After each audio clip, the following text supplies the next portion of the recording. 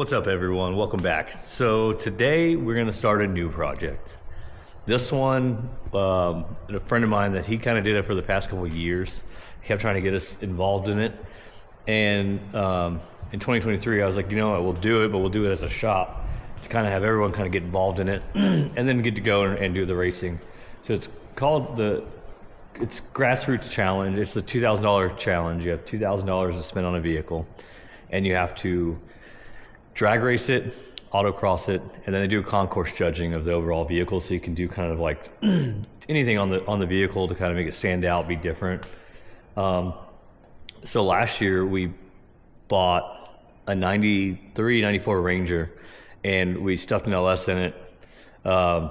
Did some stuff like that. We had a donor truck, so we took all the stuff out of the Silverado, stuck it in there, got everything working. It was definitely not fast by any means. It handled horrible in the autocross.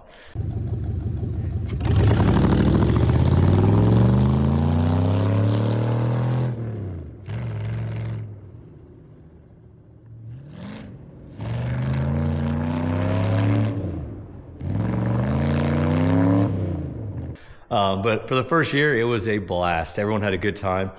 We did, I think, 6 autocross runs with it. And then at the drag strip portion of it, it had to make 20 plus passes down. And it was like hot lapping it. Because one guy would go down, come back around, one of the other guys would jump in it and go down the track.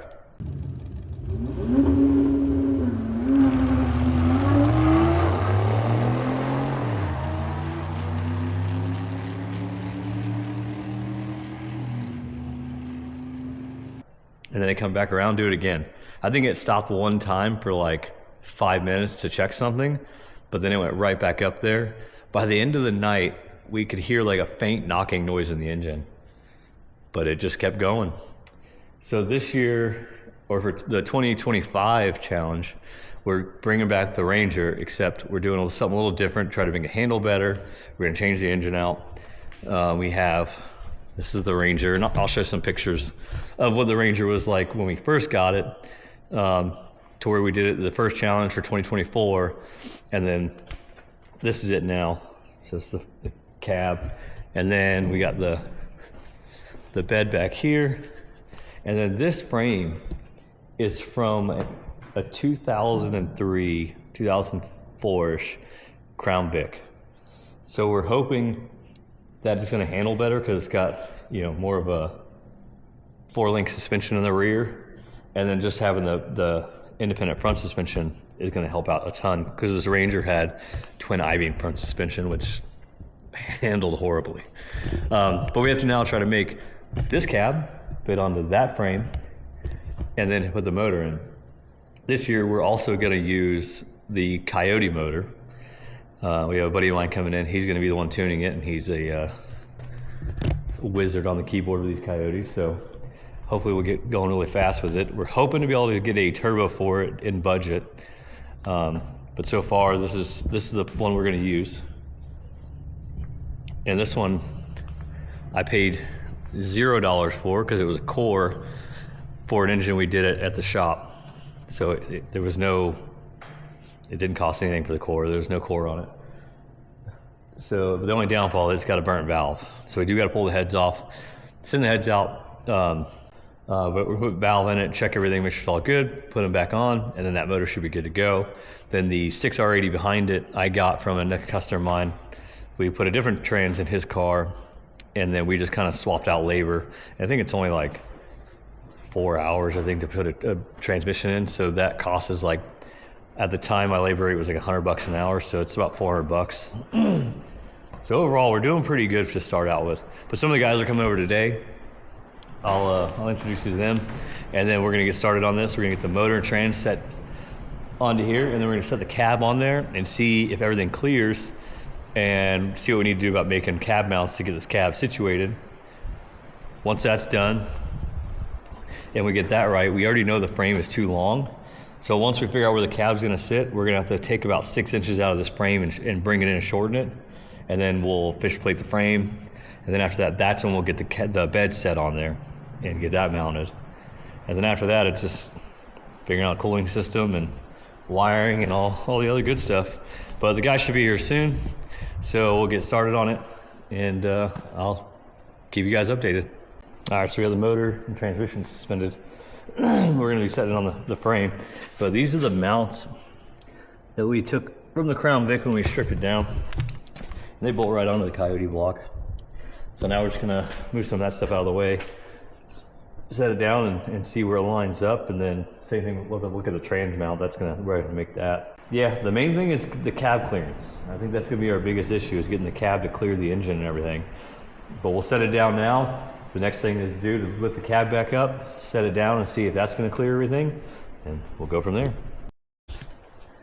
All right, so we're trying to set it down. We got a little bit of clearancing issue right here. The oil pan to the cross member. So we'll do some measuring and see, but I think we might be able to just maybe notch that out some and then clearance that, just so we can set it down. We look up and see. I think I have another pan, but I don't know if it's gonna make it any better or worse. So let me do some measuring and see, but that's our first obstacle. All right, so here we have Donnie. He is removing the steering column because I'll show you up front, but the steering shaft and column's hitting the valve cover. So we have no room for that. So we're gonna have to remove it and get a lightweight column. Kind of see it right there. So that's what he's working on removing. Also on the subframe, we were able to notch it out to clear the oil pan. I didn't get any pictures of it since we were 3 guys trying to set this cab on there, but we'll show you some other stuff, but here's fitting pretty good. All right, so here is the bar we're trying to use for the rear cab mount. We got Donnie on the left and Ty on the right cutting. They're trying to turn the bar up so we can clearance it and put it in the back to try to make the rear cab mount. This is the old bar from the black car, the cage that I used to have in it. So we're trying to reuse whatever stuff we have, because this is technically scrap metal, so it doesn't go against the budget. It would be free for me or anybody that was asking for it. So right now we're trimming it up. I'm gonna get it set in there. Come to find out, this bar ended up being too narrow anyway, so we got to go a different route. But this is some of the stuff we're doing. All right, so this is where we're at right now.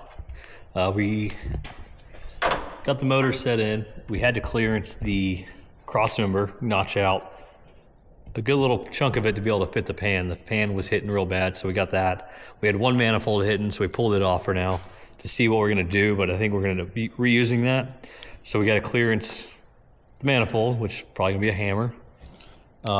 Get that to clear, and then get those back in there, make sure we have room for exhaust.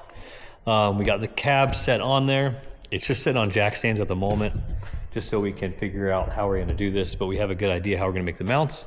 So we're gonna get some steel, get the rear mount made. We're gonna reuse some of the factory mounts from the Ranger. We just cut them off. We'll plate them to this frame. And once we get the front and the rears done, we'll lift it up and do the middle ones. And then the body to the frame will be done. And then that's when we'll shorten the back section of the frame to get the bed put on there. After that, I think that's gonna be the hardest part, honestly. I think the rest of it will be pretty straightforward. So, we'll get that all set in there, get those exhausts in there. We also gotta figure out the steering column. That's what we had to take out. It was hitting the valve cover real bad. So I'm gonna look at getting something like the Motion Race Works column, the universal one, and build mounts to get it put in here. As you can see, you can kind of see the valve cover through that hole. So that's what we're dealing with. But yeah, stay tuned. Got more coming. This is a pretty big build that has to be done, I want to say, by the beginning of March, so we can work out any bugs and take it to the track and get a little bit of testing before we go, so we're not doing like we did last year, putting a transmission in at the track on the back of the trailer before we can make any kind of runs or passes. So that was a last minute thing. We're kind of doing last minute again, but hopefully it'll be done beginning of March so we can really test this thing before we head out there. So yeah, stay tuned for the rest of it. This will be a pretty interesting build.